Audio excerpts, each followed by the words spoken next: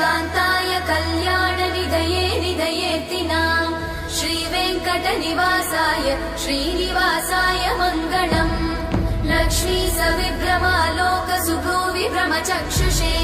चक्षुषे सर्वलोकानां वेङ्कटेशाय मङ्गलम् श्रीवेङ्कटाद्रिशृङ्गाग्रमङ्गलाभरणाङ्ग्रये